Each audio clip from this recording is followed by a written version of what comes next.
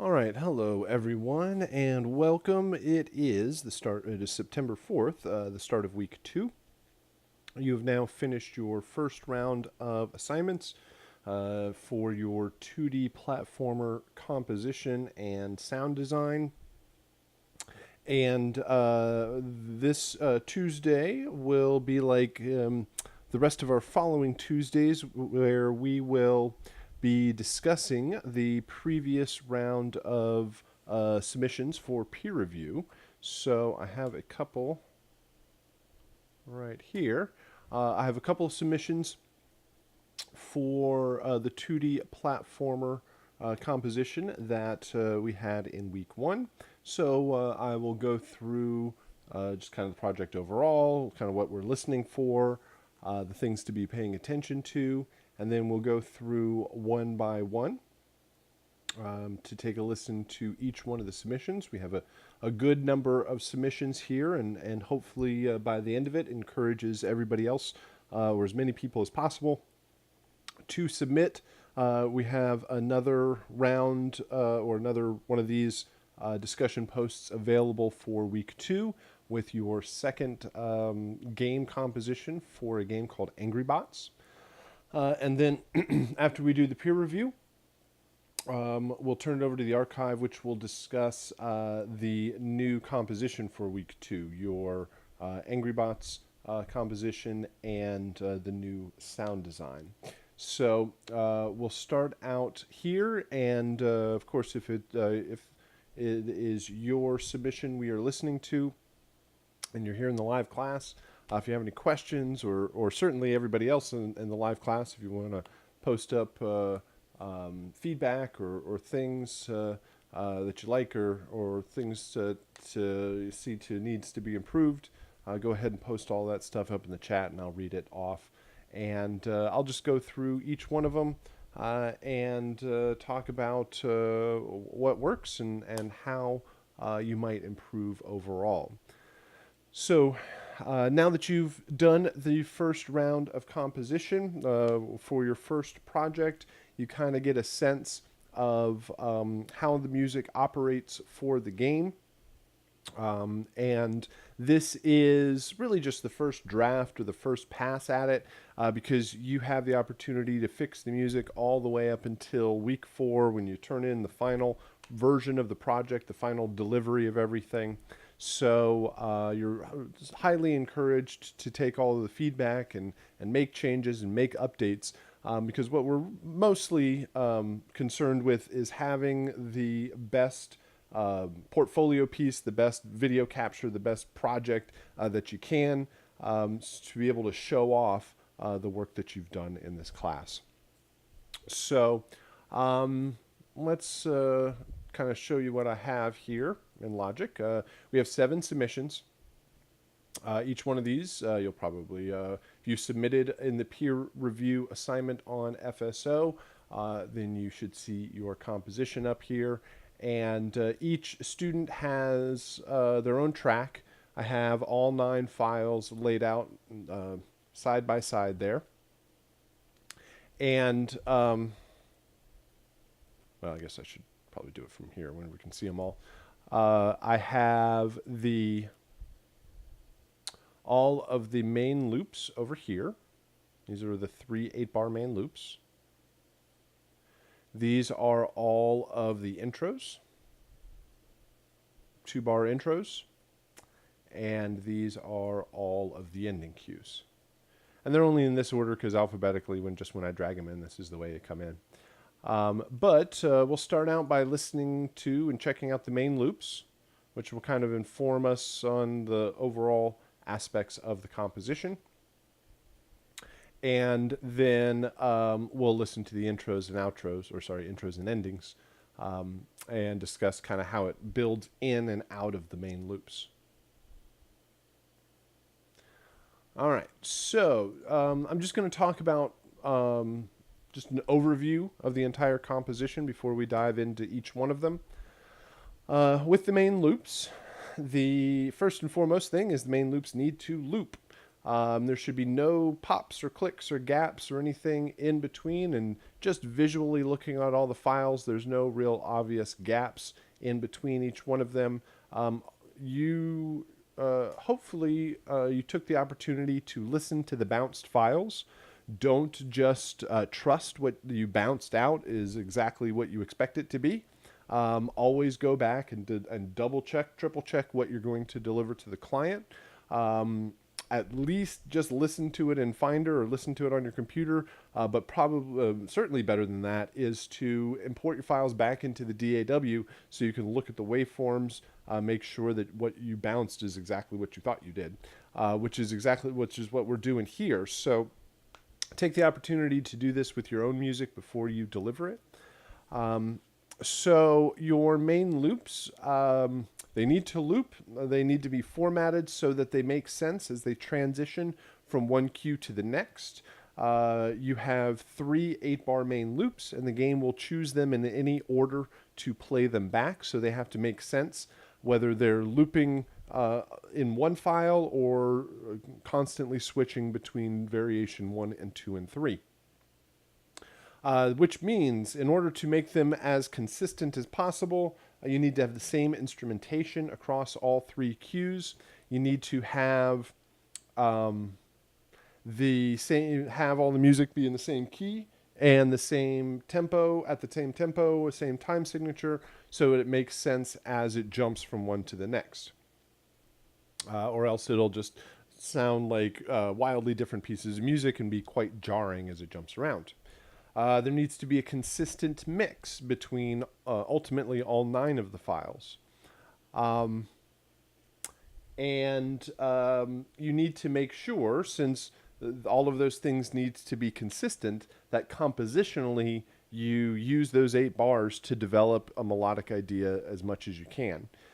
Because it's going to be repetitious enough. It's going to be looping over and over again, depending on how long they play the game for, which means that is how long they'll hear these 3 8-bar loops. So you want to use them to their fullest extent. So avoid repetition and develop melodic ideas using the full 8 bars.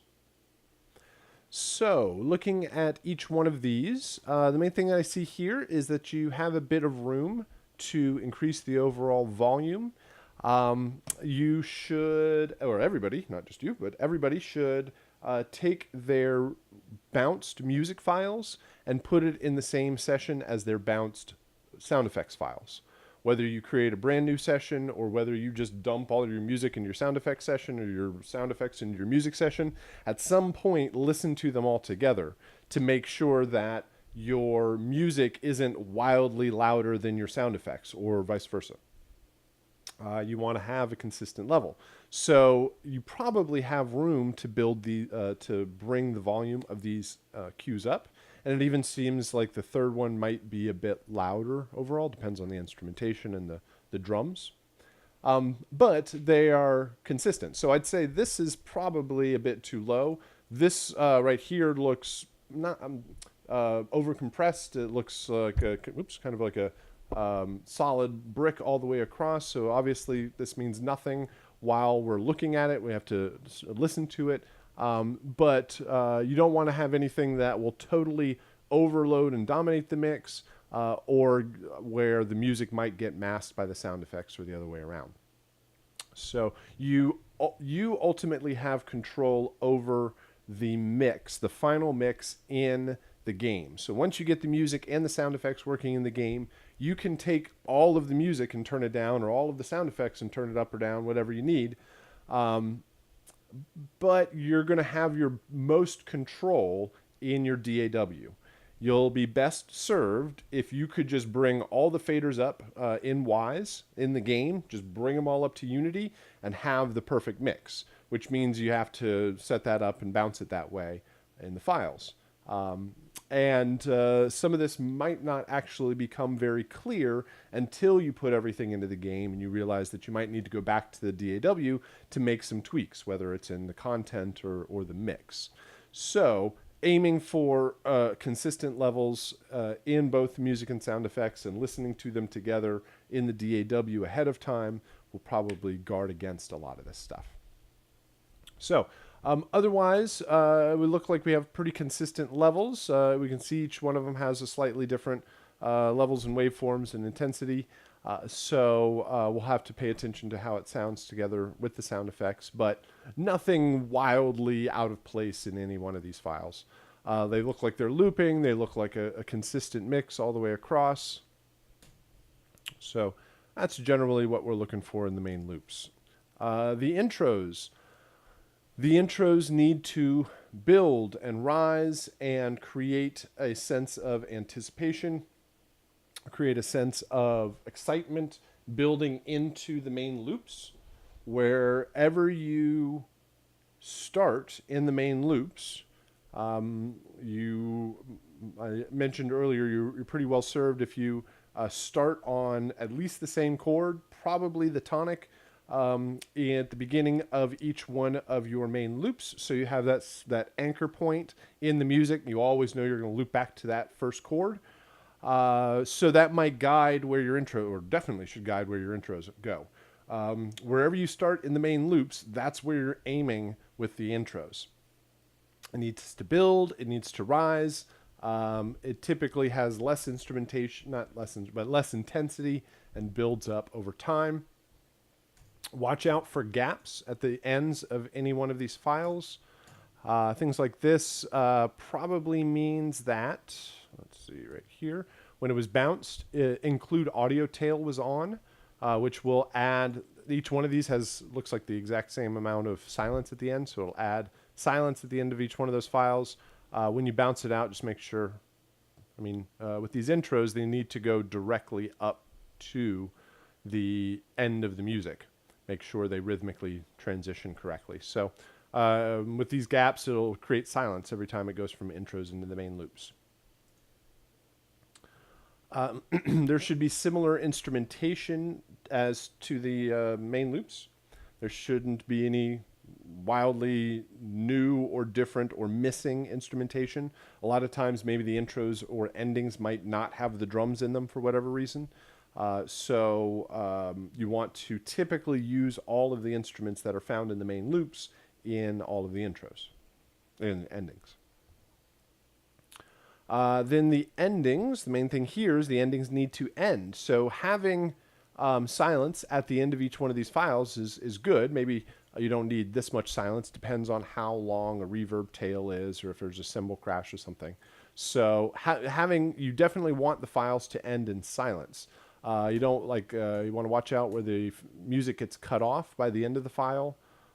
These are all good. These are good. These look like, this one looks like it reaches silence. These look like they kind of get cut off at the end. These are all good. These all get cut off. These are all getting cut off. So make sure that they actually reach silence so that it creates the period at the end of the sentence before the music picks back up in the intros. Here in the where are these endings? Yeah, these are fine. For the endings are fine to have reverb on them and tail on them and all that stuff. These you want to make sure that they don't have any silence at the end, unless so every once in a while we get something that has like a rest in there, but that would be pretty long. I think that's because I looped my endings. Yeah, endings are only going to play once. So these probably loop. Yeah, endings are only going to play through one time, so I don't need to loop. There we go. All right, so that is most of what we are looking for, what we are listening for. So I'm going to go through these one at a time. Everything's muted. Start with our first one here. And again, feel free to ask any questions as we go along. All right, let's go ahead and start listening to this one. Let's see, this all should work. Oh boy. Let me try that again. This all should work.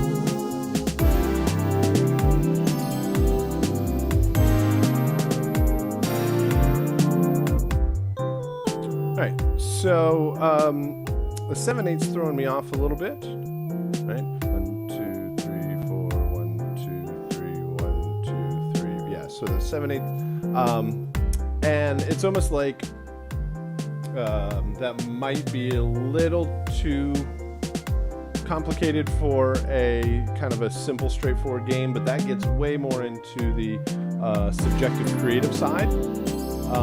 Everything is transitioning properly. Everything's looping well from one to the next. And I think some of that change or the difficulty I'm having is like this, when it gets, it's a little bit more simplified in this first one, which works well for me to kind of grab hold of the beat. But once it kind of picks up, I'm expecting it to go to more of a 4/4 kind of feel, and it stays there. Although I do appreciate that it stays in 7/8 through all three of them.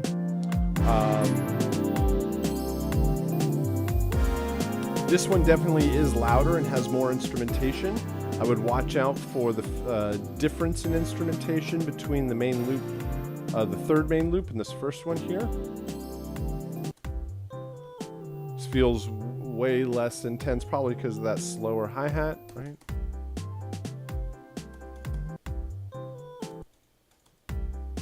Alright, so yeah, the faster hi-hat through there. The kind of more lush instrumentation, you can even see it in the waveform. So you should probably utilize more of that instrumentation across all three of the cues. All right, so everything works and transitions well. There's good melodic development. There's a change. No, this is the same lead as this one. What's here? Here it's the flute. So yeah, there's a change in the lead instrument in 2 overall. So yeah, a couple of tweaks there. Let's go to the 3 intros.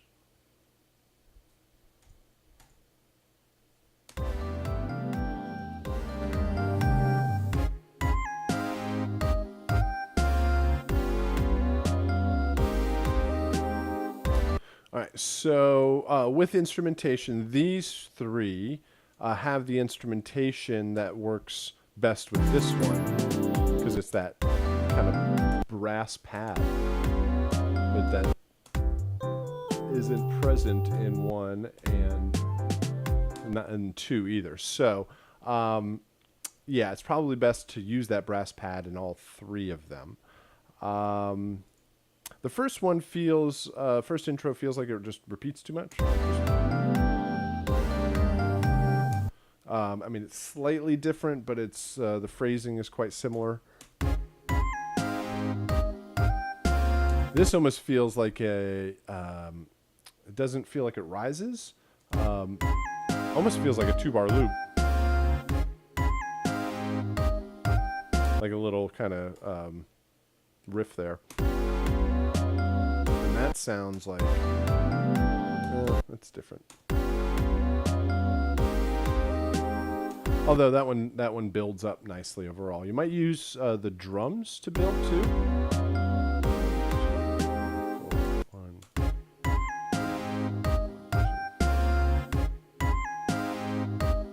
Yeah, the drums seem pretty consistent in each one of these. So use probably adding the drums, and the hi-hat is missing too. Maybe you could use the hi-hat in there to help build up. But the main thing is that it's these 3. Oops.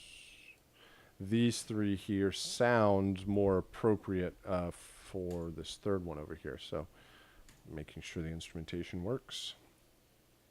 And 3 endings, make sure the endings end.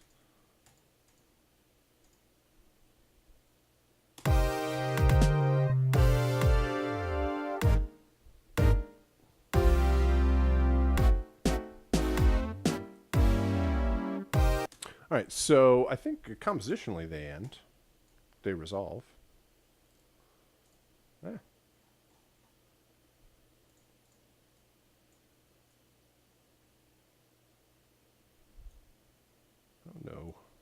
change in Logic.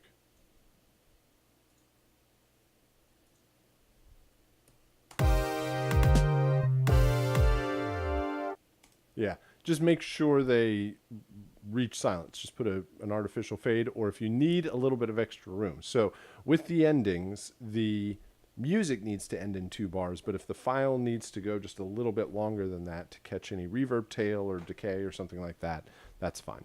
Like this one, this synth would just sustain forever. So you would just have to do a fade or some sort of ending to it. That one seems to make it to silence. So some tweaks there, a little bit more rise from the intros. Watch the instrumentation of the third one versus the first 2. Everything's formatted correctly. There's some compositionally, it works very well. Probably boosts the overall levels against the sound effects. But it works out very well. All right, good first one to start with. Let's go ahead and we'll try the next one here.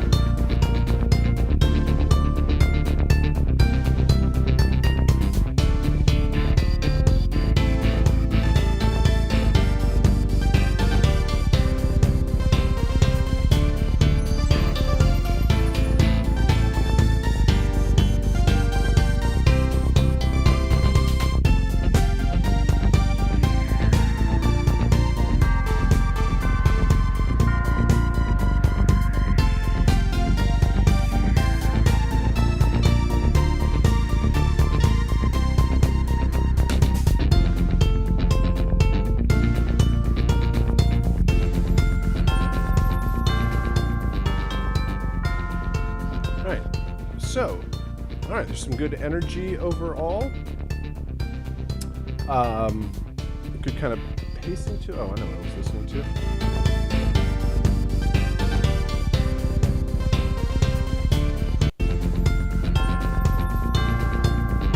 Listening for a snare overall, and I heard it here, but I was wondering. Very.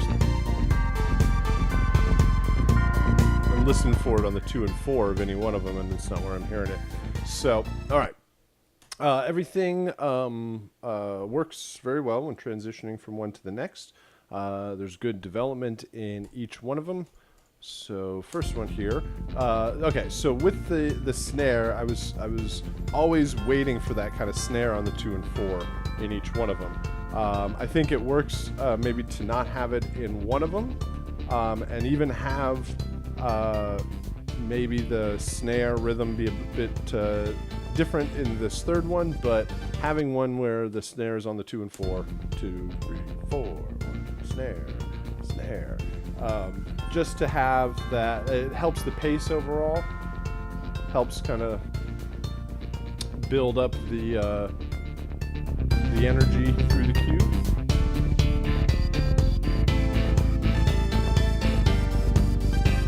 Same thing with a hi-hat, right?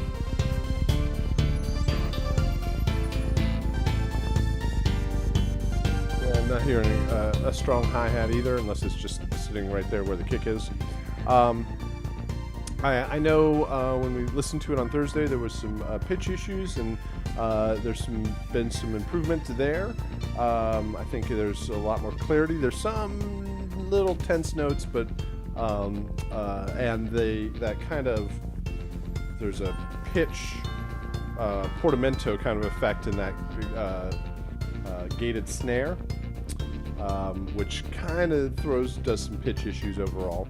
I think the tubular bells are still pretty loud and could come down. And the fact they don't exist in the second one, so I hear them in the first and the third one. So I was kind of expecting them to make just a little bit of show, because they only show up like once or twice, right? They hit there, have a little phrase in the first 2 bars, and then they don't do anything in the second 2 bars. So I'd probably use them in the second one too. Yeah, so a bit on that snare. I think the melodic line and the chord progression works very well. Everything's formatted properly to play together. 3 intros.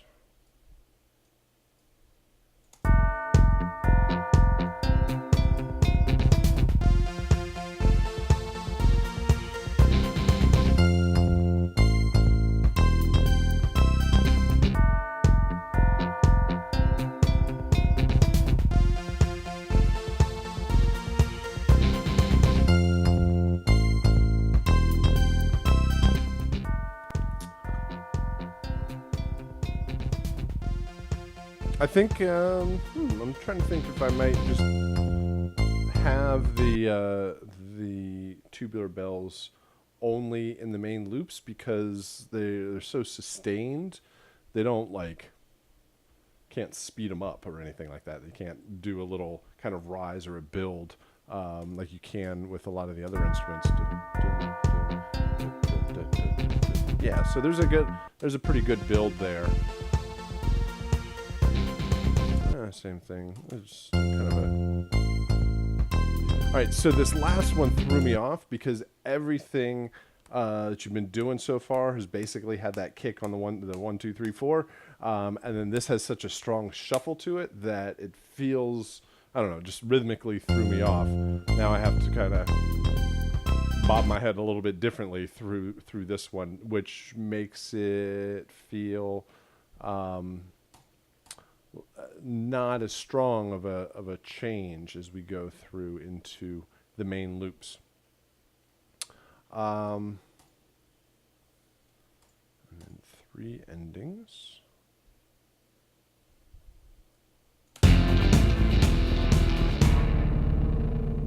Nice.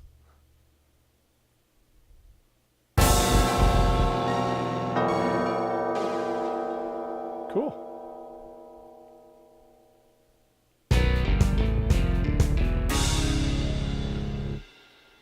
All right. Let's see. See over here. This one, I like the fact that they all have that kind of last bit of dissonance at the end. This one features the guitar or that kind of bass more than I guess guitar. More than over through the main loops, it's very much of a kind of supporting instrument, and it never kind of sits in the background. So to have it almost do like this little riff through here sounds a little bit out of place. These, I don't know if that's just volume overall, but they sound quite a bit louder than the main loops. Maybe it's just the overall mix and like certain instruments are coming forward. Like what was not used? If those, oh, whatever that plucked instrument is, the lead line. Synths. Yeah, those don't really seem to be featured here. Well, the synths are here. So, I like the idea, definitely. It's just which instruments you're doing to create all that last bit of dissonance. I try to incorporate more of what was going on here, which I think would probably be pretty easy to do because you're compositionally you're doing the right thing over here. Everything reaches silence, so that everything's formatted correctly. Just a couple of things to pay attention to through the main loops, through the intros, and the endings also. Yeah, I think that hits on everything that I wanted to discuss.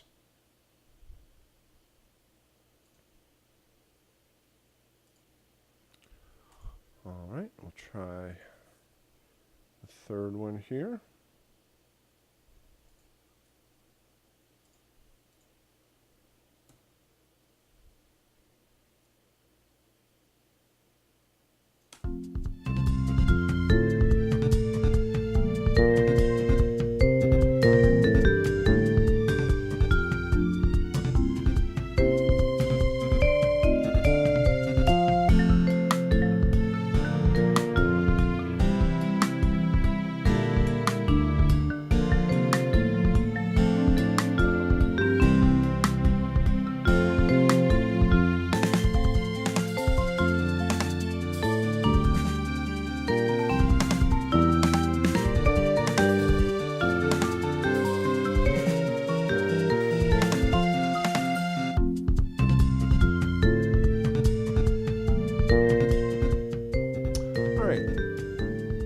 So the first thing that I noticed is a strong rhythmic difference from one to the next.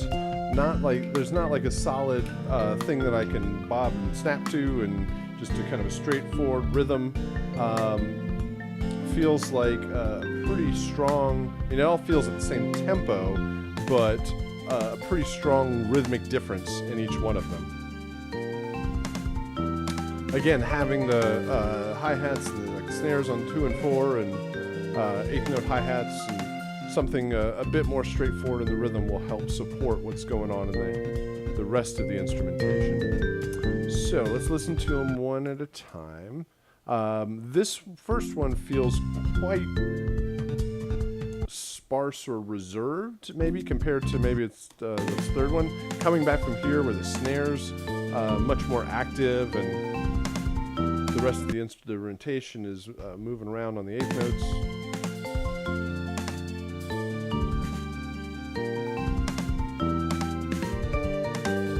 And then you jump back over here, and everything feels like it slows down. Again, not in tempo, just intensity and activity. Then we only have a kick here, right? Kick and hi-hat. Is that the kick or just the bass? Oh no, it's there. Okay.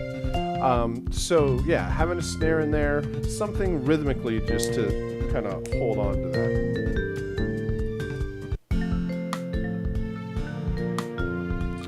The kind of side stick here helps, but again, it's got that kind of swing to it compared to the rest of the cues. That kind of syncopated feel.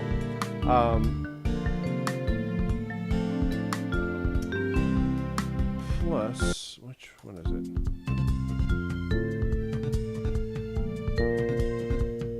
Well, I was going to say maybe the marimba's too loud, but listening to the other cues, I think it fits well.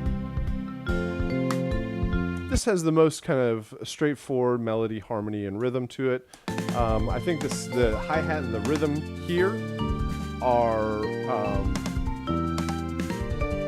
just have too much activity to them. It could probably work against more of a straight-ahead rhythm.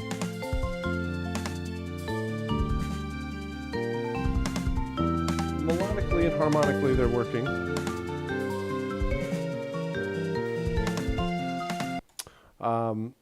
So I think those rhythmic changes will help the consistency from one to the next, which might be kind of play a better supporting role to the harmony and melody, kind of bring it out. 3 intros.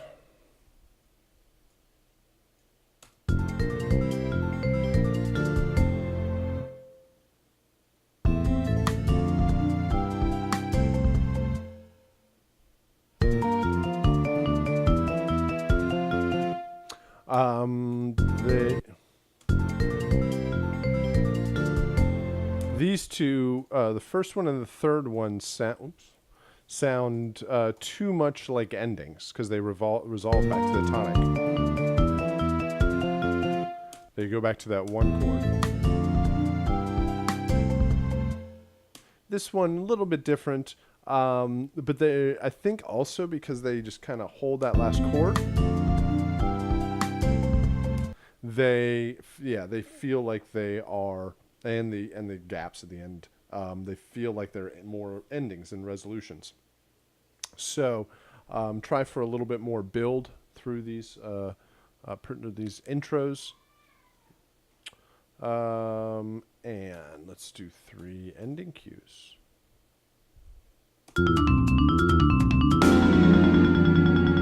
Cool.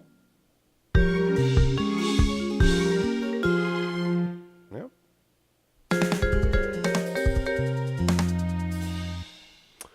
Watch out. Oh, stop.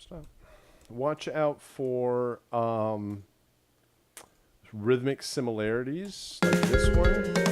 The ending of ending 3 here sounds like it's to go with main loop 3 because of the hi-hat and the snare. Let's see, does 2 do the side step? No. So ending 1 and 2 sound like, this one just sounds louder overall with the kind of faster marimba. But the, or vibraphone. But the ending 1 and 2 sound more generic compared to the third one, which is sounds like it's meant to go with main loop 3. So you need to make them generic enough so they can work in all the combinations. Not generic like boring, but generic is reusable in multiple with multiple cues. So I like the way you're going with the ending cues. Create a little bit more intro and build through the intros, and watch the rhythmic differences between main loop 1, 2, and 3. All right, very good. Good stuff. Keep going here. What do we have? 7, right? Yeah, okay. So let's try the next one.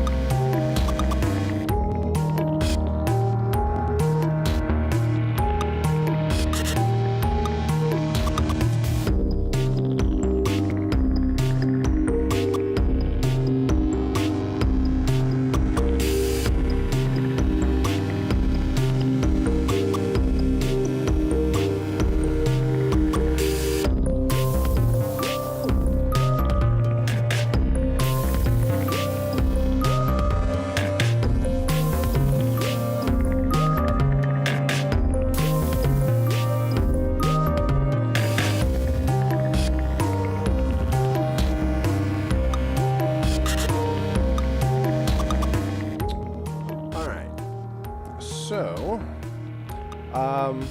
again, all of the different cues work very well together. You can kind of count through the 8 bars, and everything transitions well from one to the next. There's a little bit of too much repetition in a particular kind of melodic phrase. So a bit more development would work. Let's see.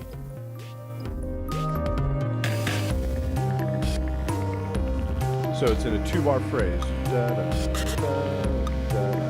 There's the next 2 bars. It changes the chord and the notes, but generally the phrasing is similar. Then it changes. Does the same thing in the first 2 bars and the second 2 bars. This one does it all the way through all 8 bars. Then it changes again here. There's a 2-bar phrase. There's another 2-bar phrase, and the chord changes. Oh, and this one stays. So just move away from the kind of repetitious phrasing of it. I think those repeating ideas work if you have a lot more room, like a lot more time to develop ideas. But when you are limited to 3 8-bar loops, it starts getting repetitious as they play over and over again.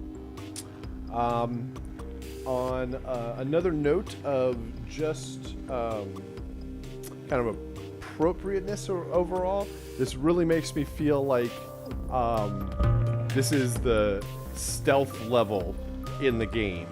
Like this isn't where the battle is actually happening. Feels a little bit kind of laid back, or not kind of loud or over the top, which certainly is up as a creative decision. Like it feels like this is the great instrumentation and represents the overall aesthetic, but this is for the next level where the guy is infiltrating the alien base or something like that. So just a small note overall of on the creative side of it. So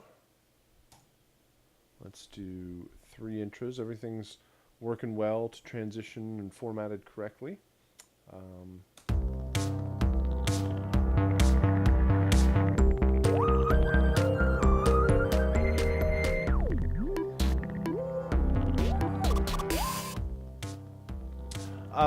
So I like what's happening in the kind of the first bar and second bar of these.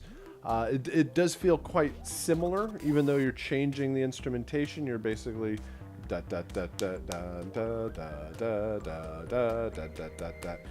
A similar sort of idea in each one of them. So I think if you used more of the instrumentation to probably in the second half, you probably keep the first bar of each one of these.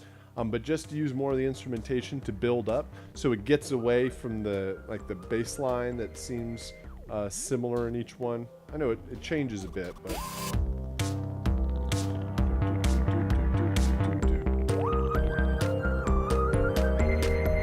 I guess it's just the similarity in the phrasing in the first half and the second half as it builds up. So I think more from the drums could help, having that second bar have like a drum fill in it or a snare roll or something like that. Then here, let's pay attention to the endings of the second and third one. The first one looks like it's going in the right direction.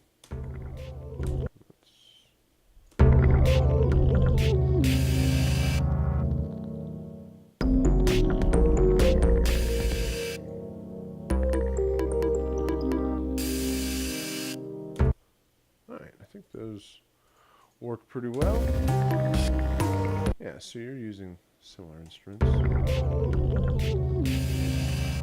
Yeah, so overall, the main thing would just be to make sure that they do reach silence, which either you just let it die out or you put a little extra fade on it and make sure it reaches silence. Because these work with the kind of dissonant endings or unresolved endings.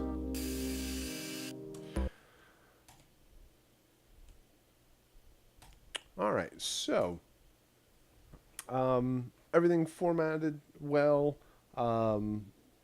good sort of constant rhythms overall. Could maybe have a little bit more energy through the intros, make sure the endings end. But overall, yeah, fits well.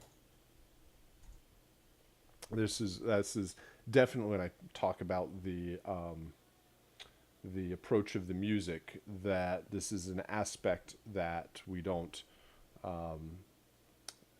really cover, of how do you plan an entire project, where this may be level 5 of a game, but you have 15 levels in there, and they all need music, and they all can't just be the biggest, loudest thing ever. You have to have rise and fall and react to the story changes and all that sort of stuff. So when I'm talking more on the creative side of appropriateness of the music, or choice of instrumentation, or how you use the melody or the pacing and all that sort of stuff, that's a much better place to be talking and discussing.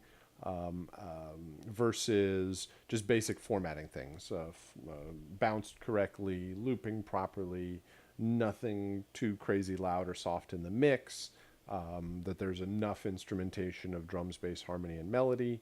So those are more of the technical stuff that are easy to fix, but definitely are important to take care of, so that you can then really focus on the creative side of things. All right, we are doing well. Let's try the next one here. All right, main loops.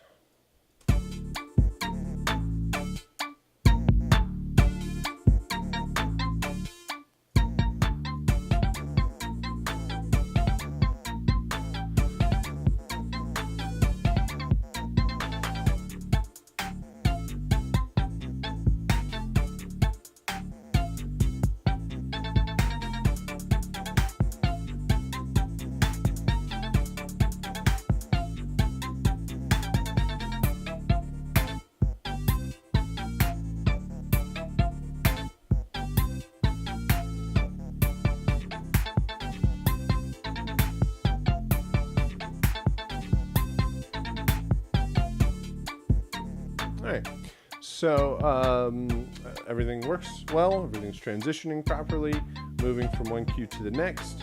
I know we listened to this on Thursday, and there was, I think we talked about the first half and the second half of each one of these cues, and feels like there's more consistency. Let's double check that. Yeah, I think there's more consistency in the first half and second half of each one of these cues.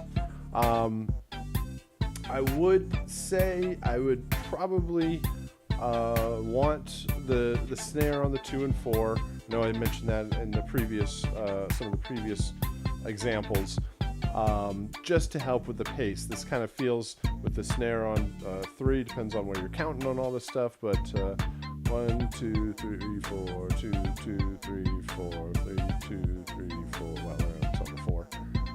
1, 2, 3, 4. 1, 2, 3, 4. 1, 2, 3, 4. So it's there alternating between the 3 and 4. And I think that just goes to the idea. This feels more like a halftime rhythm, where just using halftime and double time to your advantage to keep at the same tempo but adjust the pacing.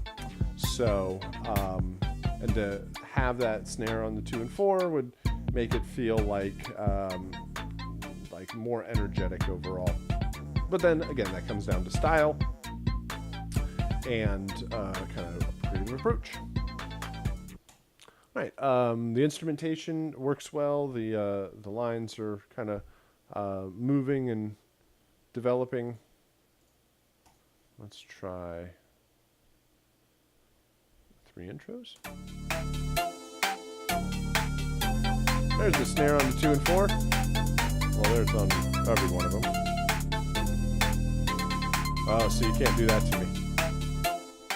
I can't ask for the snare on 2 and 4 through these, and it's not. And you give it to me in the intros. Let's see. I think this is with the claps on every beat. Almost doesn't feel like it gives enough of a build, because it's there all the time. It's the same sort of thing as only having it on just like more sporadically overall. Because here you kind of do it. You're like 2, 3, 4, 1, 2. That.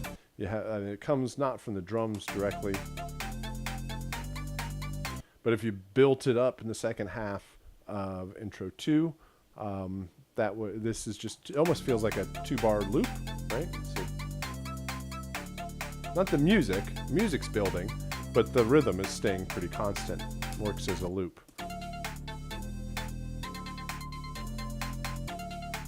Even just having that extra little clap at the end gives a little bit of build. So I try to create more energy and kind of anticipation building through each one of those cues. And I gotta say, if you're gonna do again clap on 2 and 4,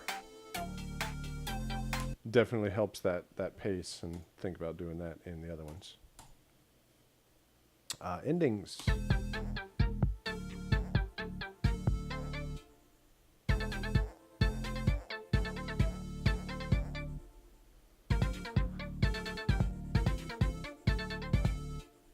All right, so those work. I would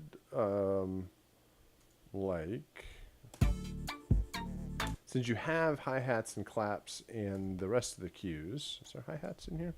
No, there's no claps. It just goes to kick drum. So I would keep the hi-hat and clap in these, and again, use them to resolve everything. Keep the same rhythm in the first beat. And it sounds like you're pretty much doing it with the music, but have a little bit of ending, like where was it? Because you did it. I have to go back and. I think you were doing. Oh, come on, jump over there.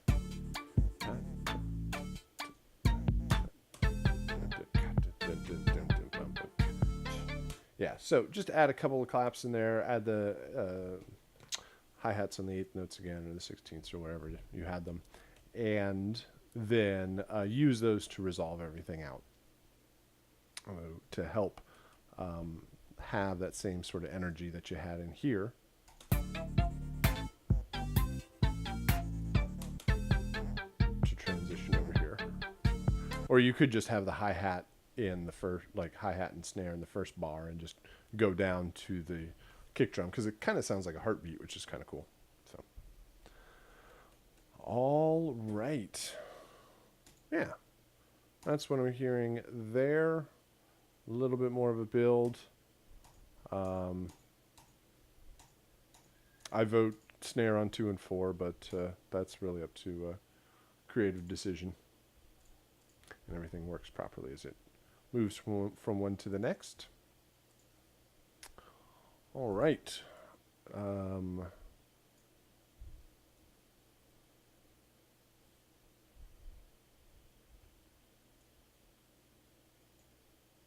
Yeah, let's try the main loops.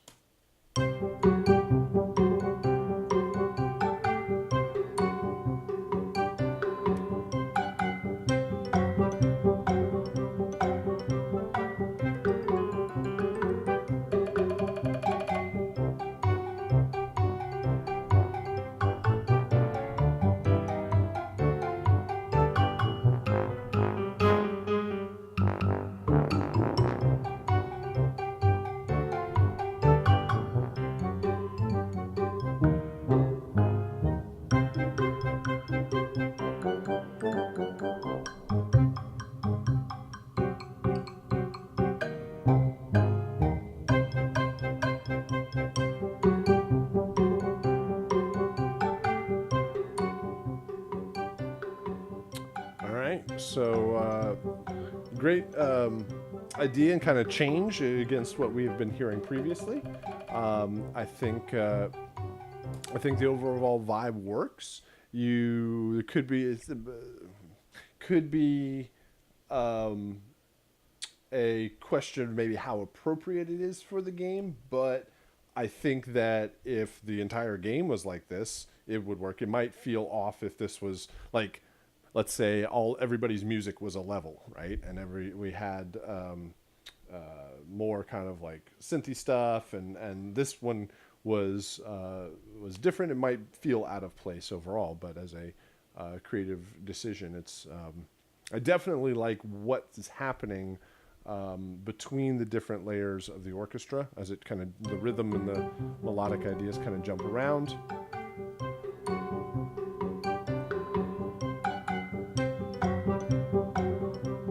So we got the pizzicato, we got the xylophone in there, we got the piano, got the low brass,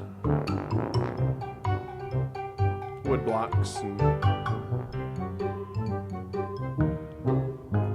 the only thing, other things I could think of with this type of instrumentation, you could go a lot crazier with the overall percussion, like having whirs and bells and slide whistles and all that sort of stuff. I think it would fit very much for the sort of campy fun kind of music. So it really plays to the, oh, these aliens aren't intimidating at all, they're just ridiculous and silly, and the much more kind of fun to the game overall. So what you're doing with the pizzicato and all those different elements work very well together.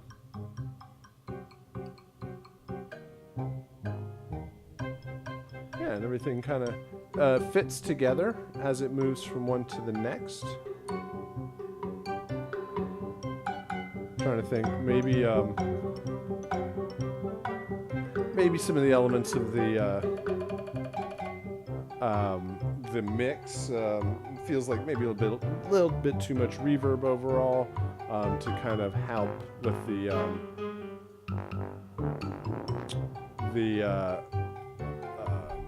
detail, or what am am I trying to say? With the how easy it is to place each one of those instruments. So, all right, so everything loops well. Let's see how it works as it goes from one to the next. I think clarity was the word I was looking for.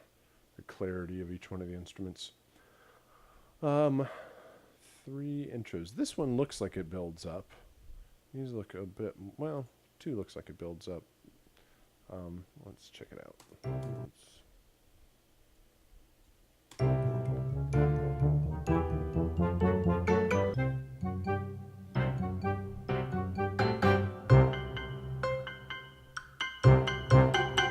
Yeah.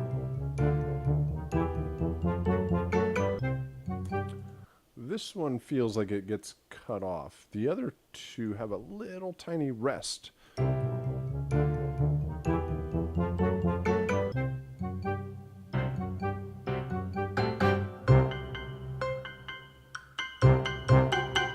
Yeah, they have just a slight rest. This one, first one pushes it just a little too much. Probably just don't need that last beat or 2. And I do like this one, how it hits and then the dynamics dive down and then it builds back up a bit. So, and this one kind of jumps out a little bit. So dynamically they're working very well. And 3 endings.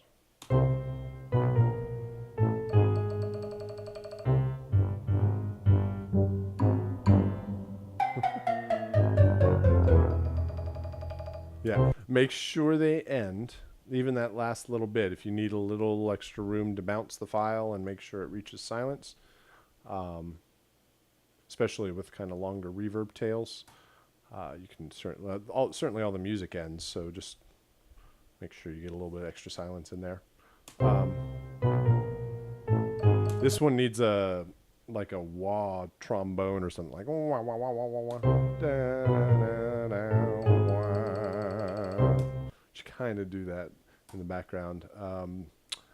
The shaving and haircut's a little, although it's a minor kind of feel to it. What I would do is not do the last, the 2 bits part of it. Dun dun da da da, brow brow, and like it goes down and breaks apart, as opposed to kind of finishing the idea. I mean, there is dissonance in there. It's certainly not perfect, like a strong resolution, but just to have it even fall apart even more.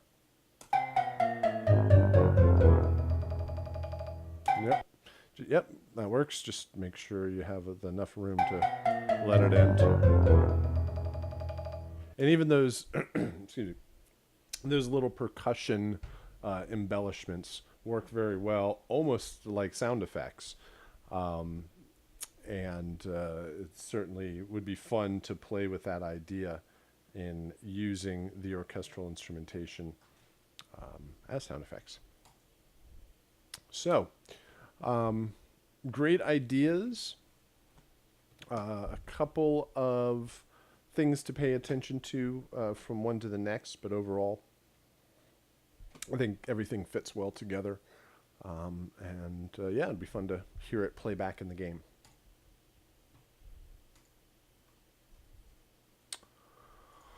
All right, and our next one, I'm just going to turn this down.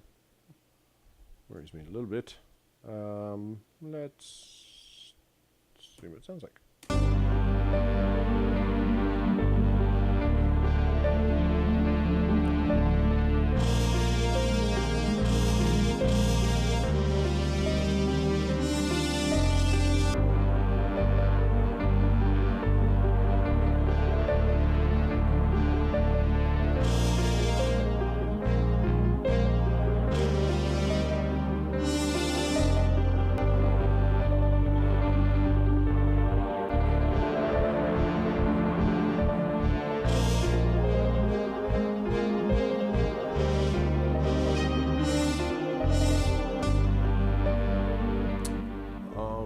So,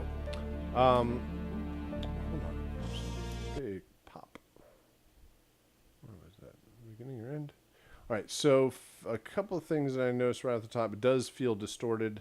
The top end of all these waveforms seem to be just kind of cut off. I don't know if it's just overloading through the plugins or where that is happening, but it definitely adds a nasty kind of grit to everything. I think the pacing is too slow. Like before when we were talking about the appropriateness and where it goes in the game, this feels like I'm watching the mothership descend on, let's say, London, and I'm like, oh my goodness, what's about to happen? And this kind of music plays. Feels way more serious than kind of lighthearted. Also feels slower. Hold on.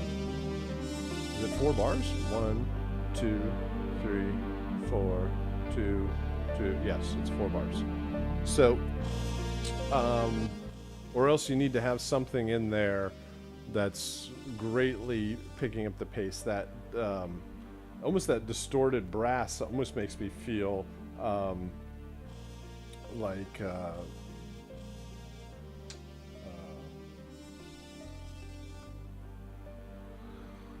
why can't I?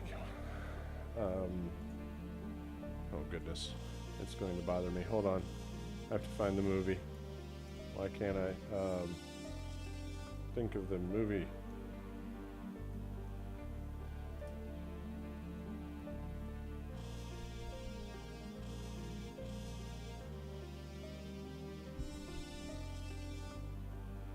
Sorry.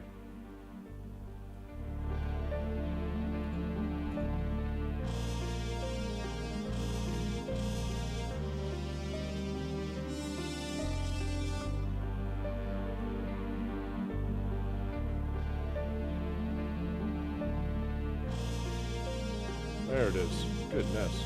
Why couldn't I come up with Close Encounters? Close Encounters of the Third Kind with the that brass and this distortion on it and all that stuff.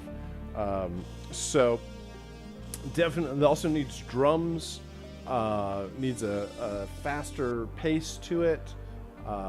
Yeah, there's some seriousness and intensity to it, but it needs to the pacing needs to build up. These do not seem to have the same sort of mix.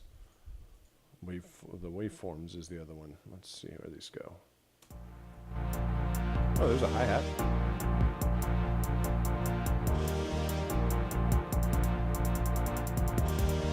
All right, so these seem to build up from one to the next, but not within one of them. I mean, this feels like a 2-bar, 2-bar phrase. That also reminded me over here, there's a piano. That arpeggiated piano sounds unnatural because nobody's going to be able to play like that. And also very robotic because of the velocity is the same. Like 30-second notes. So watch out for that.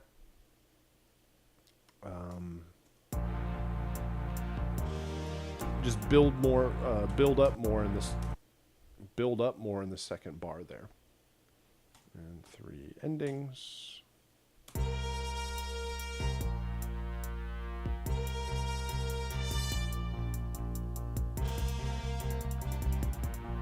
Also avoid the similar kind of 5-1 feel in each one of these.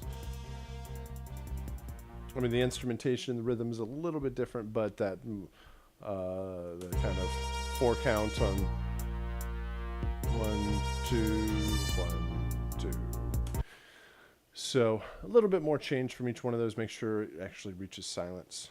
I'm not sure why my drums didn't come out in the full mix. Yeah. So yeah, I'm gonna guess that you probably had drums in here, but yeah, they're missing somewhere. So. Watch out for whatever happened in the mix between the main loops and the ending cue, or the intros and endings. You can just see the waveforms look a whole lot more appropriate. Watch that these don't get cut off. A little bit more build through there, and kind of more pacing, more energy through your main loops. All right. Yeah, I don't hear them at all in your playback. I'm going to guess maybe they might be there. They're just something in the mix happened. But, yeah.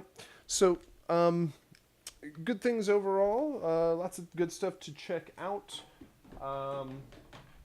All sorts of different ideas. I always feel that this is a good kind of example of the fact that there are all these different approaches to the same type of composition. This is why there are different clients for different types of composers, different types of composers for different types of clients, where once it gets down into the creative subjective aspect of it, if everything's looping properly, everything's going to function properly in the game. We identified a couple of good things and bad things, good things that everybody should try out, bad things that everybody should avoid. And I always feel that kind of in week one, we go over everything. You see all of the material for the class, and you take a good, strong pass at the first round of it. But a lot of the stuff comes into becomes much more clear once you see how everybody else approached it. You see how I discuss each one of them, and a lot of stuff often becomes a lot more clear as then you can kind of move forward for revisions and moving into the final version of the composition. So lots of good stuff overall to check out. Again, hopefully this encourages everybody with our Angry Bots composition, even more people to submit so we can see other versions of them, and gives me more stuff to discuss. I think that will be a good place to wrap this one up. I'm going to send out the archive, which will include a discussion of the new assignments for week 2. So there will be a discussion of your Angry Bots composition and the sound design. So look out for that. I will be uploading that soon. And if you have any questions, I'll stick around here for a few minutes afterwards. We can discuss anything that you need for that. This new game this week is exciting. It's got a lot of new possibilities for the music and sound. This week the game is much more futuristic and has kind of an opportunity for kind of a more modern production style. It's a lot more techy and robots and explosions and all sorts of cool sci-fi stuff. So a great opportunity for music. The music does take a different approach overall. So a new game requires a new music, a new approach to the music. So if you have any questions, we'll be around again on Thursday. We can discuss any aspects of the assignment. We can certainly take a look at the new any version of the compositions that you have at that point that you want to check out. But yeah, I think that's will do it for this round. Great submissions. Hopefully everybody will submit for next round too for here in this new week. If you have any questions, let me know. Thanks again, and I'll see you on Thursday. Okay.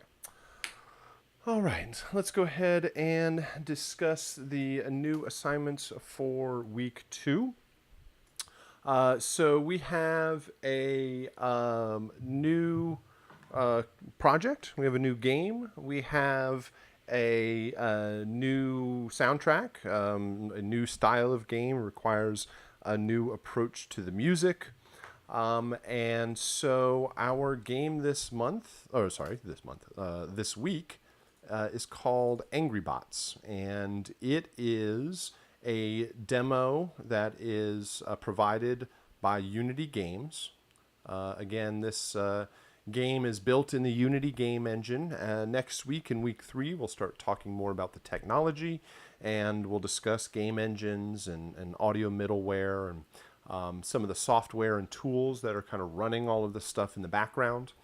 And like I've said before, saying like game engine is like saying DAW, kind of, sort of, not really, but sort of.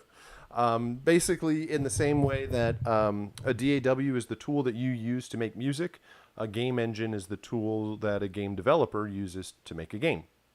And just in the same way that there's Logic and Pro Tools and they give away free projects and like, here's some recorded music for you to check out and test out how our software works, they do the same thing with games. They can provide versions of the games that people can tear apart, and we can get in there with our music and sound effects.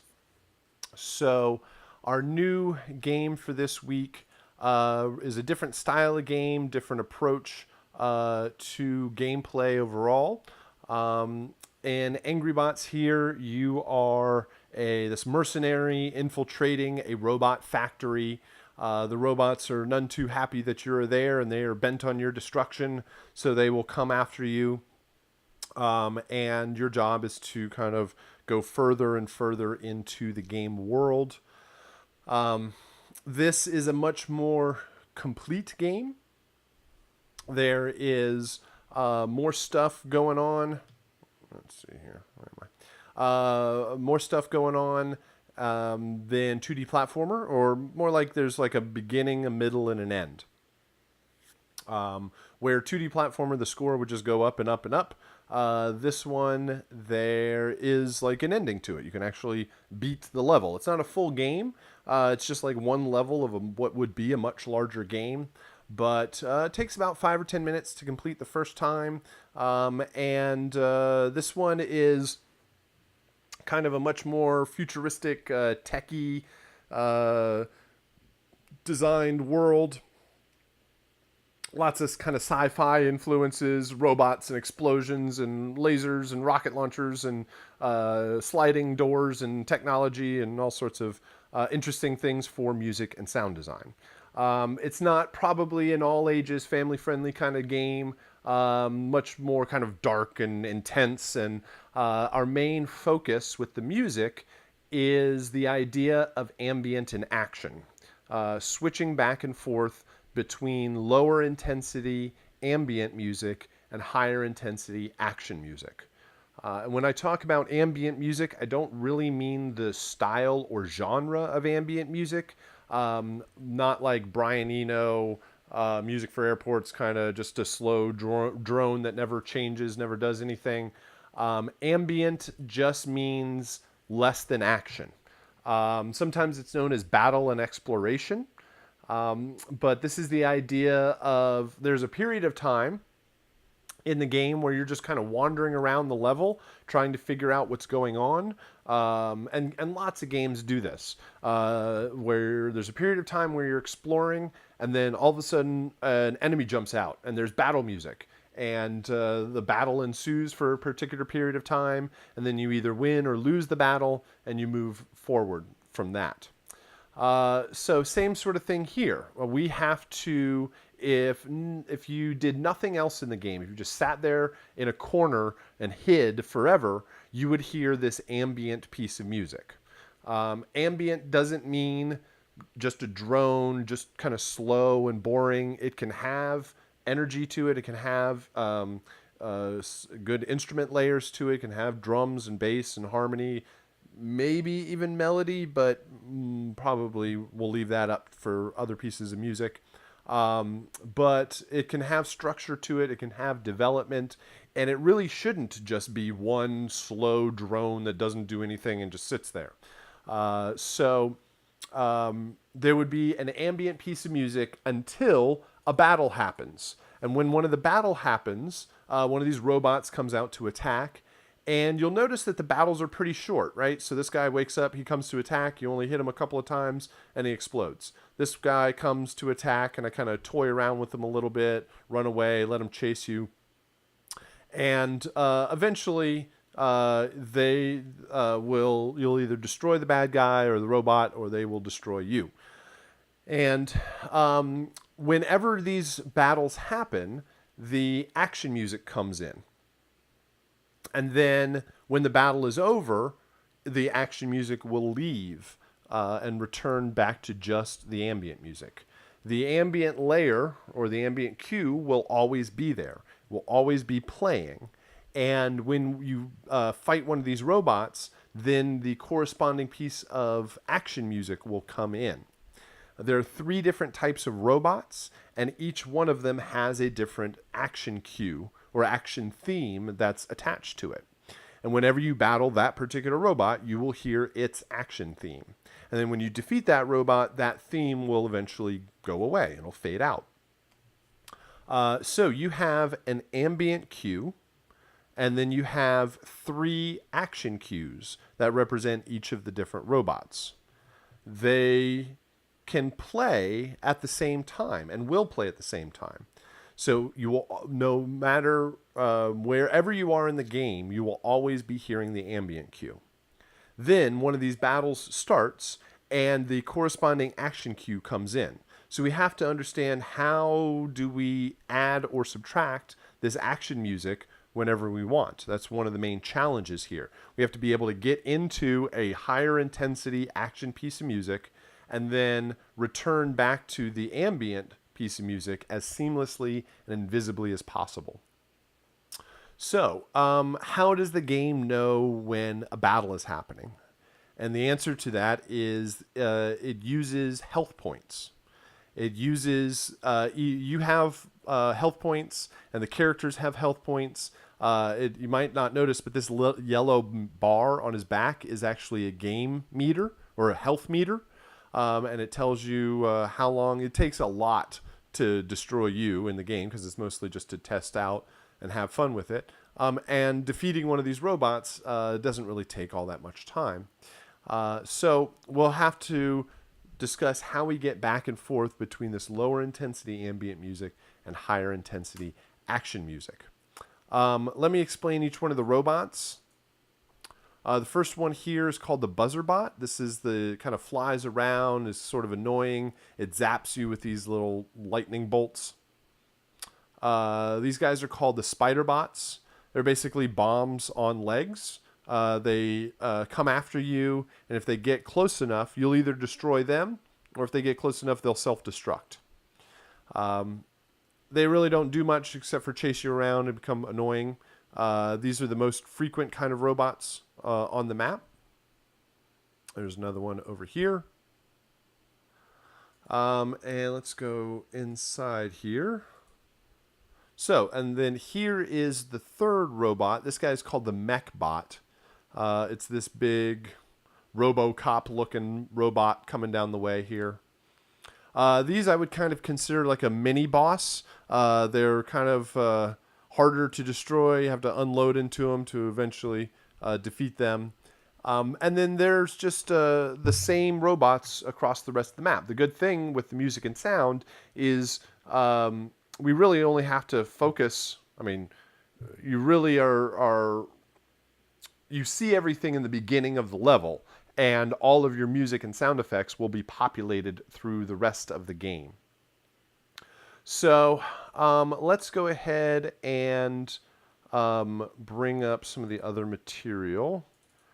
Let's see. Here's the PDF that you get.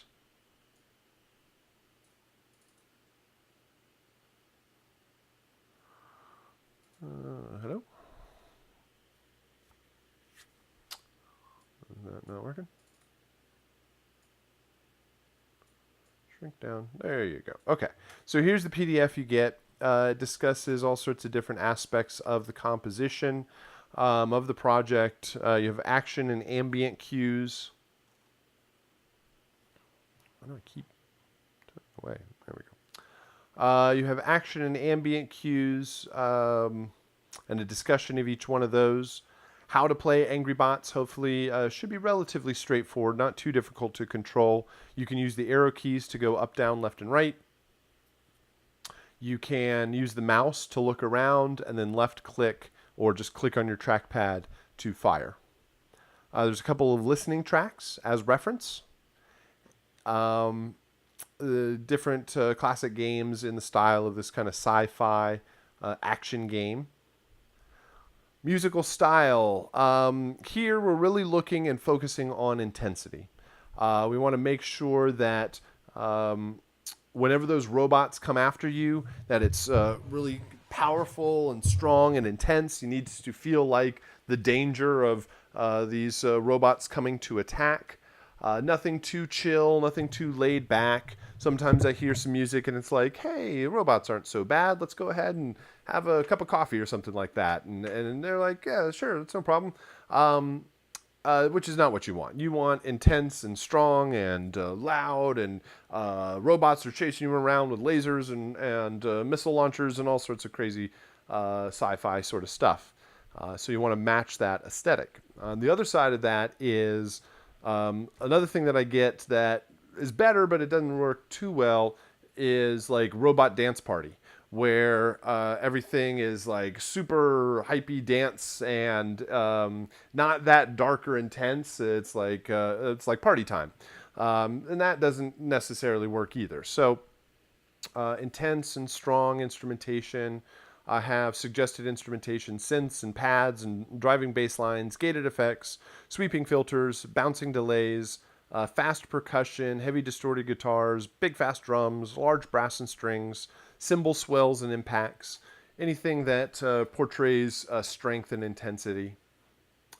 Then there's descriptions of each one of the cues, which is basically what I'm discussing now and how they'll play back. What I really want to get to is the asset list down here. There's screenshots and descriptions of each one of the robots and how they should sound, and just a general overview. Then the asset list. There's a total of 7 files that you will create for this. I mentioned 4 of them so far: the ambient cue, buzzer action, spider action, and mech action. They're each going to be 1 to 2 minutes long, and they will loop 16-bit 44:1 stereo. So don't think about this as 4 individual 2-minute long compositions. Think about it as one composition that can be broken down into 4 parts or 4 stems. So each one of these layers is going to contain unique instrumentation.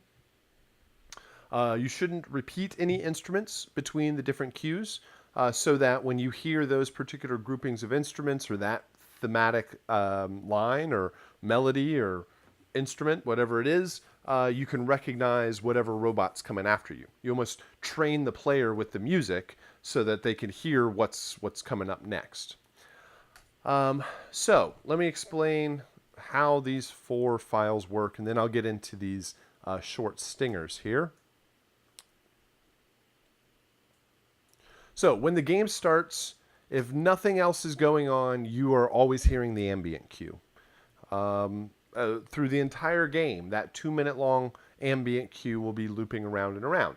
The ambient cue should be subtle. It shouldn't be too much in your face. It can still have a bit of rhythm to it. It doesn't need to have strong percussion, but it can maybe have some hi-hats or a arpeggiated bass line, or some sort of gated effect that will foreshadow the rhythm that's coming. And you should you want to lay down the foundation of the progression.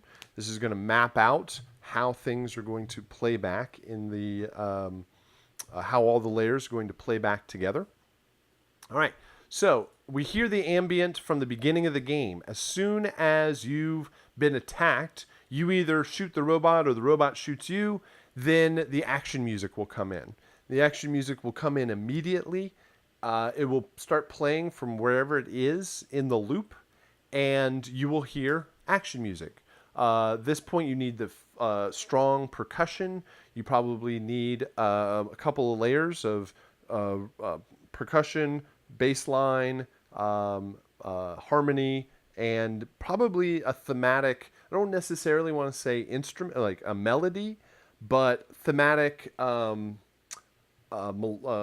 thematic line or thematic instruments, or something that tells you what robot is coming after you, so that you can give that sort of information and help the player. All right, so first guy, the battle starts, and as soon as he's destroyed, the battle ends. The music's going to start fading out at that point. Then these guys jump awake. The spider music will start. And as soon as they're destroyed, it'll stop playing and it'll fade out over time. So let's go ahead and load up some examples here. Talk my way through a couple of examples of what this might sound like. There we go.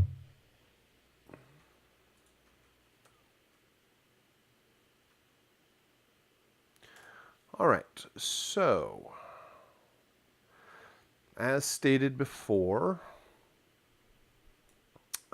you are going to have 4 2-minute, somewhere between 1 to 2 minute long cues or layers, or even maybe think of them as stems that can play back together and play at the same time. The biggest challenge here is going to be dissonance and clashing notes.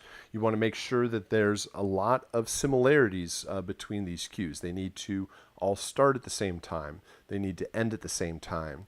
They need to be in the same key, in the same tempo and same time signature, and they need to all loop together. They need to follow a common chord progression, because even if they're in the same key, if they're all headed to different chords at the same time, it's going to probably not work so well. So you need to, with all of the things that are the same, key, tempo, time signature, looping, starting, stopping, the things that are going to be unique are your choice of instrumentation. Each cue should have unique instrumentation that's only found in that cue. You really shouldn't repeat any instrument lines. You shouldn't copy anything, because when the game puts it all back together, it's going to double things up. Like if you have the same drum pattern in multiple cues, when you play them all together, then that drum pattern is 4 times as loud as everything else. So make sure that you have unique instrumentation, and then a unique composition. Each cue should have certainly a strong rhythm. That's going to be most of the action part. And then a thematic melodic line or thematic instrument or thematic phrase or something like that that helps identify whatever robot it is. Probably a bass line to help, although you don't need necessarily a bass in all 4 of them. A chord progression, but you don't also need to put all of the voicing of every single chord in each one of the cues, right? So you write your chord progression, you're going to have 3 or 4 voices per chord. Well, all 4 of these don't need to have all 4 voices every single time.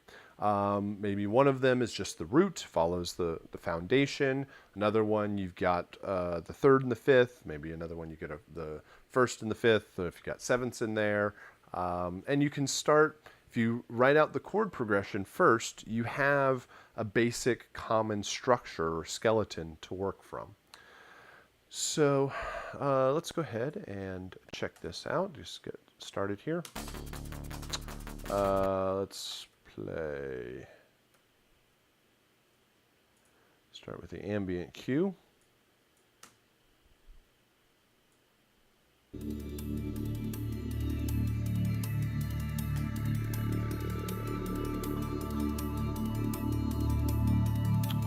All right, I am going to I'm going to play the part of the game, just mixing these up and down. And the whole reason this thing is going to work in the game is because when the game starts, all 4 of these pieces of music are going to start, and they're going to play together. They're going to reach the end and all loop together, so they're going to constantly be in sync. The only thing is, the player's only going to hear this first one at the beginning. The 3 others are going to be silent. Then the buzzer comes in. So let's do this. Game starts.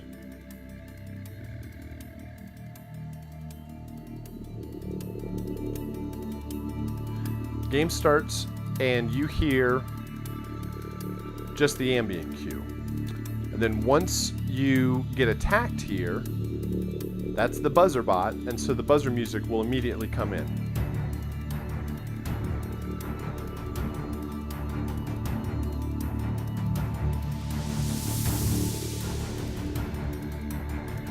And you're going to hear that buzzer music as long as the battle's going on.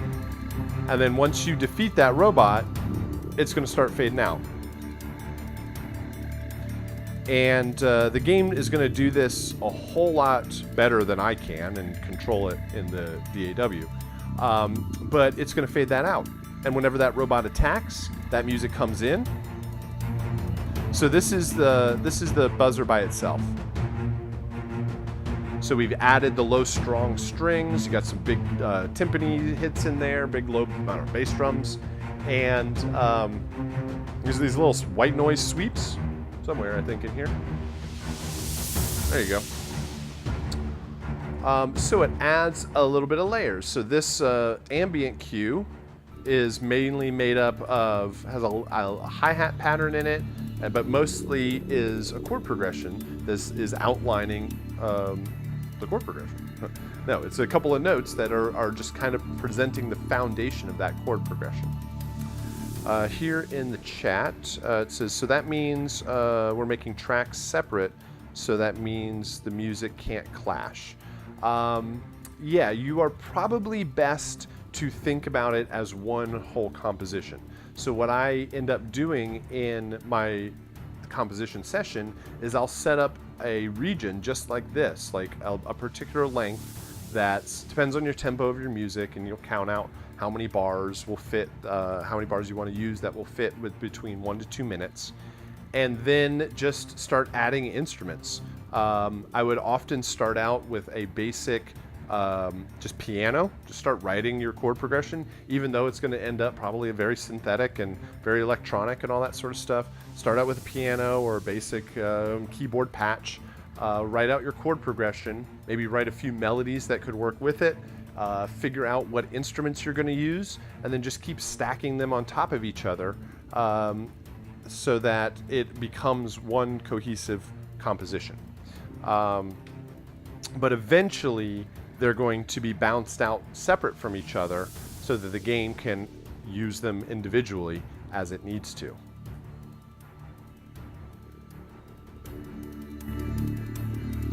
All right, so that is the buzzer. And once that buzzer is defeated, it eventually fades away back to the ambient. And then you go after the next one. So this spider pops up. When that spider pops up, the music is going to immediately add in the spider cue. It sounds like this.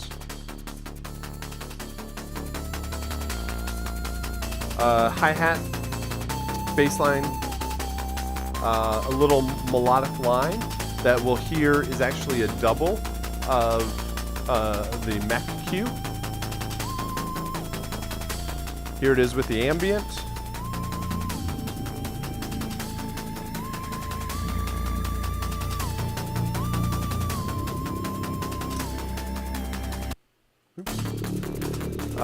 And then this guy's destroyed.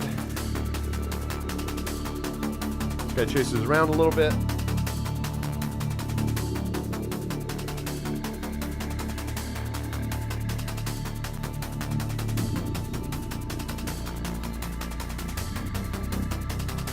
When that guy's gone, the music will fade out.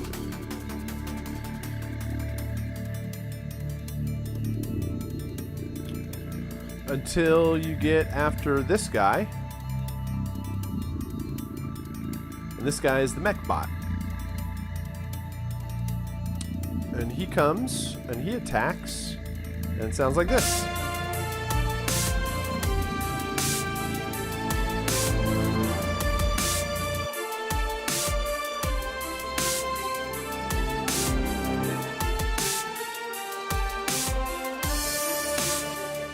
So with that one, you've got strong brass and strings. You basically have the high strings to match the low strings from the buzzer cue. You've got a strong lead melody. This one, where's it coming? Right about here.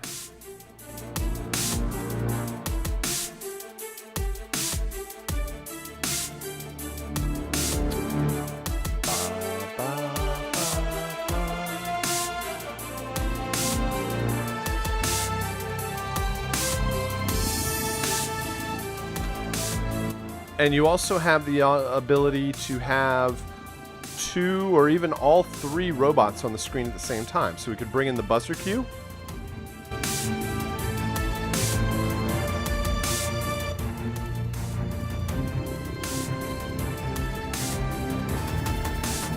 Bring in the spider cue.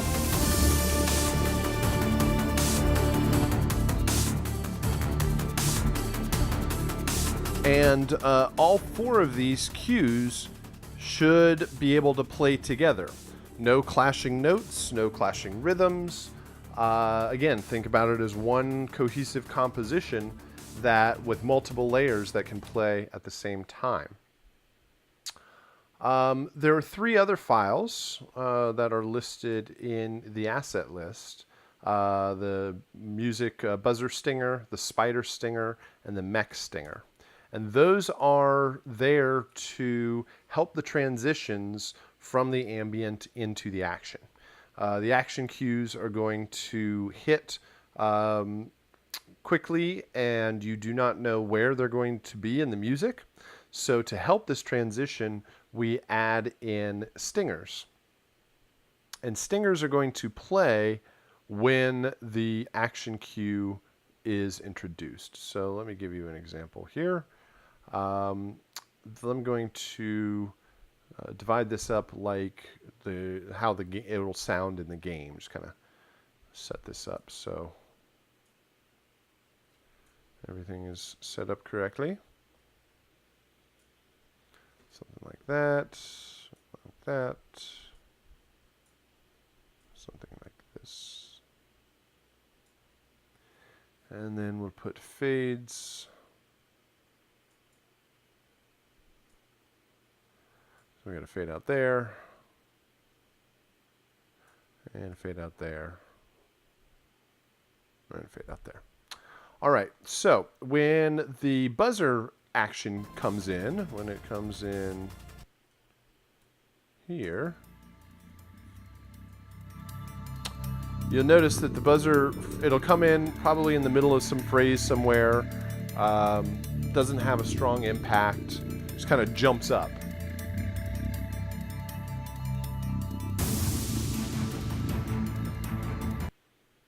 So, oh, I was actually at the end of a sweep there. That's actually kind of luckier than it typically is.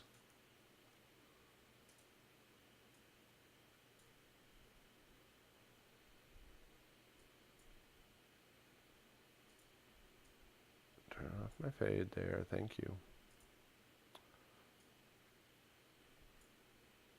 Let's play that again.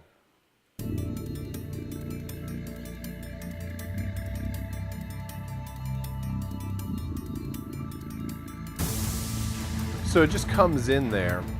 And so to hide that sudden transition, we can throw stingers in here. And the game, again, the game's going to do this all for you.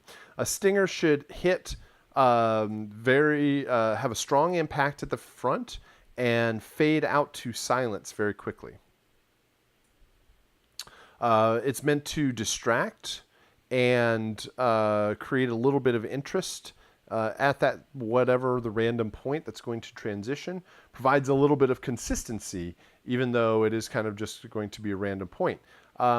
If you're familiar with electronic music and like drops and impacts and things like that, that is commonly what a stinger could be. Stingers are typically have a strong impact, maybe some low end, maybe it could be a drop. And then there's another layer or two on top of what I call like some modulation or some filtering or a pitch drop or a filter sweep or a synth arpeggiator or something like that. These are all kind of strong impacts.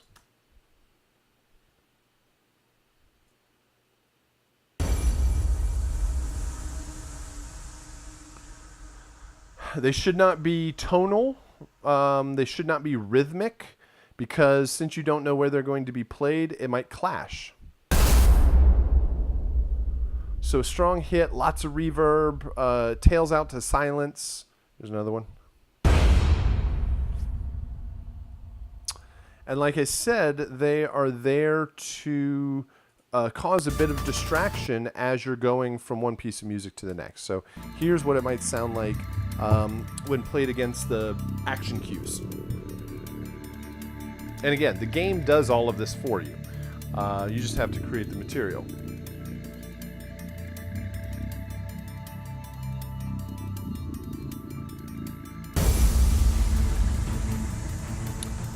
So it should provide a hit, and then the one should fade out, and the other piece of music will already be there. Here's another one. And here's a third one.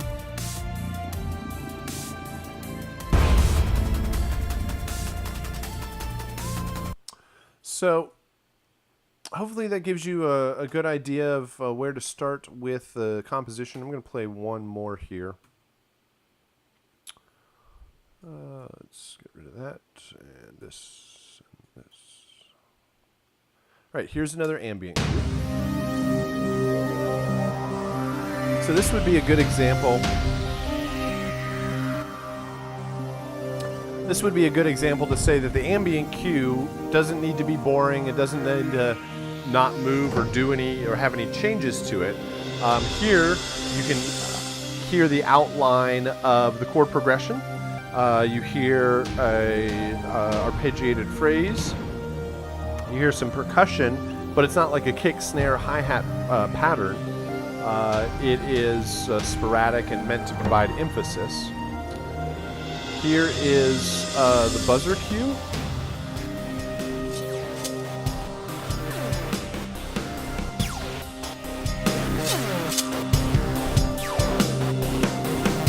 Here it is by itself.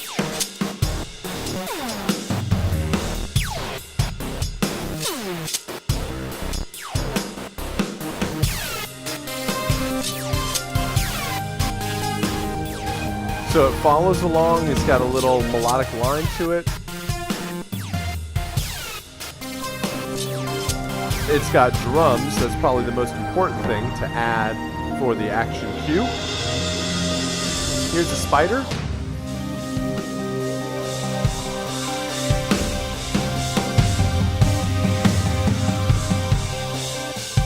This one's mostly drum kit.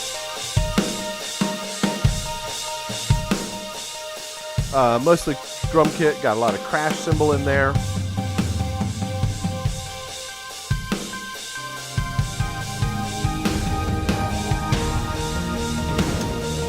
And here's the mech.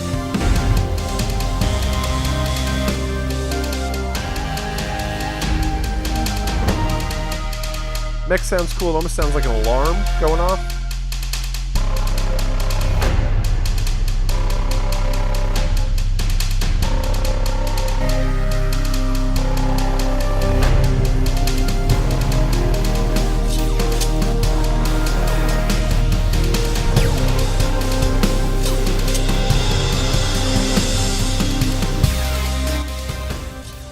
Definitely have to watch out when all four of these are playing to make sure it doesn't completely overload the master.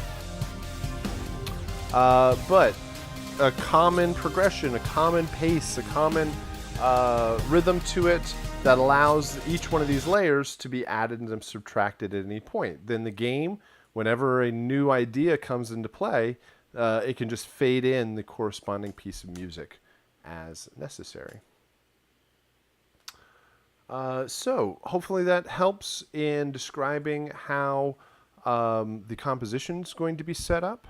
I do want to show off a couple of things with the sound effects for the sound design this week.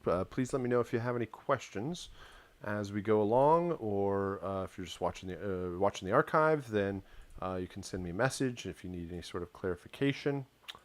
So that's the compositional side of things. You also have the sound design, creating sound effects for Angry Bots, 22 sound effects. Again, this is like I said before, because it's a little futuristic and robots and weapons and things like that, explosions. There's a lot of fun opportunity for sound design. So let me just load up the sound effects. And I would suggest that you do something similar to last time, where you would load the original sound effects into Logic and use them as reference. So let's see, I'll close down this session. Don't save. Get a brand new session here. Now, when you go download this assignment, you are going to get a folder that looks like this. It's called Angry Bots Original Sound Effects. And it's going to, you unzip it, and it's going to have two folders. One is called To Replace, and the other one is called To Use. There's a total of 60 some odd sound effects in the game, and I don't require you to do all of them. You can use some of the original ones to supplement them. So the one that's called To Replace, these contain the 22 sound effects from the original, these do contain the original sound effects, but these are the ones that you will have to do for the assignment. And the reason is these are the more interesting sound designy kind of sounds, if that really makes any sense. They are the more obvious weapons and robot kind of sound effects.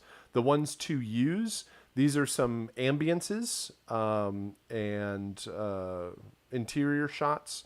Then there's like bullet impacts and ricochets. And then there's also footsteps. So you're probably not going to win any awards off of your footstep design. You're not going to get hired off of your ricochet. Well, who knows? Maybe you would. But more likely, this is a focus on the music and the and more important sound effects. So something to consider, but we definitely are going to do and replace the to replace.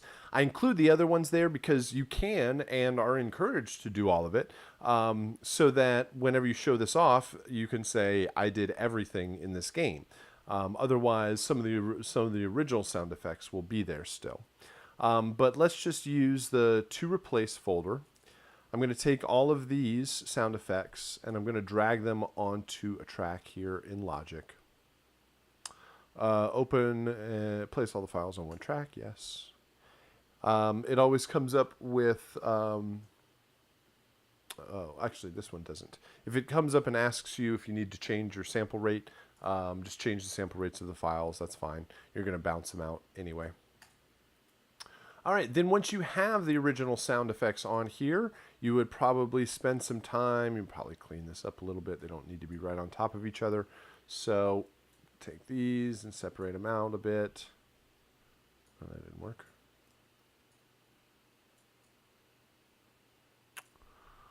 Well, Logic, come on. You can cooperate with me.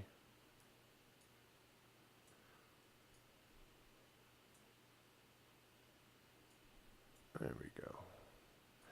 Do that. Do that. And you don't need to watch me do all of these. But just trust me, separate them out a little bit so that there's a little gap in there, so when you bounce everything, you have a little room. Then you would create a couple of blank tracks down below. And build all of your sound design directly below the original sounds. But listen to the sounds as reference for what they should sound like, how loud they should be, what's the shape or like the waveform look like, how loud is it, how long is it, yeah, just the basic properties of that file. And then you would build your own sound effects down below. I'm going to cheat here and just drag these down. you would not do this. Don't do this. This is a bad idea. But basically, if I were to fake it, these would be all of my effects. And you definitely mute out the originals when you bounce. You don't want the original files in there. They're really obvious to hear. And you have, then you'd bounce these out and you'd have your sound effect. And you'd go through and design all of these. Let me actually play these. I think this is going to work. Let's see if these broadcast. Airlock door close.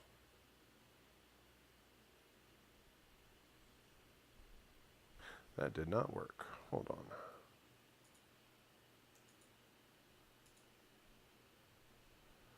How about this? Let's try that again. There it goes. Okay, this is airlock door close. There are a lot of doors in the game, and there are all the Star Trek kind of doors that open and slide open and close and do all that stuff. So there's a door open. There's a door close, and the assignment has pictures of everything, so you can play through the game. You can see what's what. A lot of times you can get away with the close just being the reverse of the open. Maybe there's a little like chunk, like ka-chunk at the end as it locks closed. But with these, you can use with hydraulics, pneumatics, servos, motors, those kind of things give you those kind of great mechanical sounds. Ambience, exterior rain.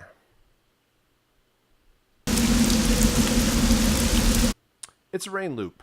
30 seconds. Yours doesn't have to be that long, but just a consistent rain clip that you'll hear when you're outside of the robot factory. Interior hum. This is when you go in. This is like room tone. I always think that sounds like the inside of a spaceship or something. Like, as if I knew what the inside of a spaceship sounded like, but I'm sure. Something like that. Flying buzzer destroyed. There's a lot of sound effect. There's a lot of explosions. So the two main things in the game are, not main things, but things that have a lot of sounds are doors, opening and closing, and explosions. So what I would suggest that you do when you go do the sound design is you should be familiar with like the Westar Music Library to get access to sound effects there. There's another resource called freesound.org, which is a website. It's kind of a community-driven website. Westar is great because it has a whole bunch. It has the Sound Ideas Library, which is a great, like, very high-quality sound effects library. Freesound.org is community-driven. There are lots and lots of sound effects on there. There's also lots and lots of very bad sound effects that are not worth anything. But there's also some very good stuff in there. And for the types of things you're trying to do, a lot of that stuff can be covered there also. So what I would do is say, okay, I need explosions. So go off and search for a whole bunch of explosions, bring them back in, and then combine them all together to make the sounds that you need.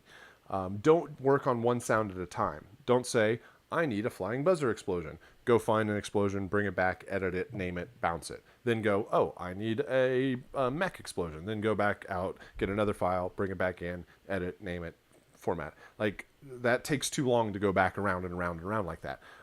Do it in chunks. A lot of times when I do sound design, I'll spend one day just looking through sounds. Like, just go find my library of whatever it is. And I'll just go, here's 25 sounds that I'll eventually put all together. Then maybe the same day or maybe the next day, I'll go back and I'll just edit everything. Put them all together, layer them up, see what works. Then often, if there's time, I might have another day that's just like mixing and bouncing and formatting and delivery, like finalizing everything. So if you work in big chunks like that, it often makes the process a bit easier. This is Zap Electric. This is when the lightning bolt kind of shoots out and zaps you. Mech Alert. All of the robots have an alert sound when they recognize that you're there. They kind of wake up and attack. So there's kind of an alarm sound there. Mech destroyed explosion. It's an absolutely huge sounding explosion, which is good for that very large mech robot. These are patrol mech footsteps. As that thing is walking down the hallway, you will hear these footsteps for footstep 1, footstep 2. I think they completely cheated and used the same sounds. You could probably make it a little bit more interesting than that. Missile explosion. So this is when it fires at you. So it shoots its missiles at you, which is this shoot missile sound. So it fires them, and then it either hits you or hits a wall or something like that and explodes. The spider alert. Right? So a little couple of beeps as it wakes up. You don't have to do exactly the same thing. Just kind of do some other stuff. I've heard very cool things where people have done like vocoded robot voices when these things like wake up and it goes attack or something like that. Spider destroyed explosion. These are the bombs on the... That's when you destroy it. This is when it self-destructs. I think that is a horrible explosion sound. It's a real big letdown compared to the other explosions. Proximity. This is when the spider bots are coming after you. They beep. And it's very important. Just make that one little beep. And you don't want it to be very long because what happens is as it gets closer to you, the beep gets faster and faster. It goes beep, beep, beep, beep, beep, beep, beep, beep, beep, beep. And so if you have like a long sound, that's just going to stack up and sound all sorts of crazy. So all you really need is one really short sample. Spider self-destruct, that's the bad explosion. Interior doors open and close. These are the Star Trek doors that slide open and closed. I always think that sounds like somebody's window being rolled up or down. Locked door opening.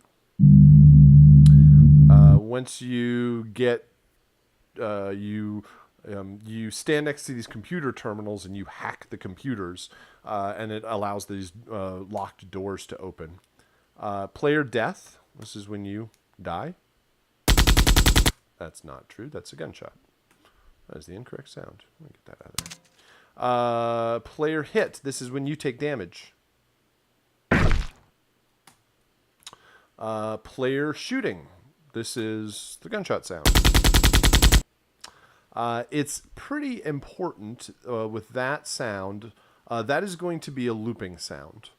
And it is important that you match the timing of those shots because I think it matches the animation or the muzzle flash in the game, which is this.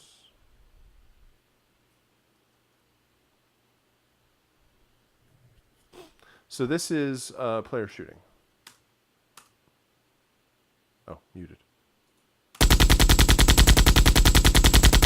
Right, so that's just a loop going around and around. You would probably be best served 1, 2, 3, 4, 5, 6, 7, 8, 9, 10, 11, 12. There's 12 in here.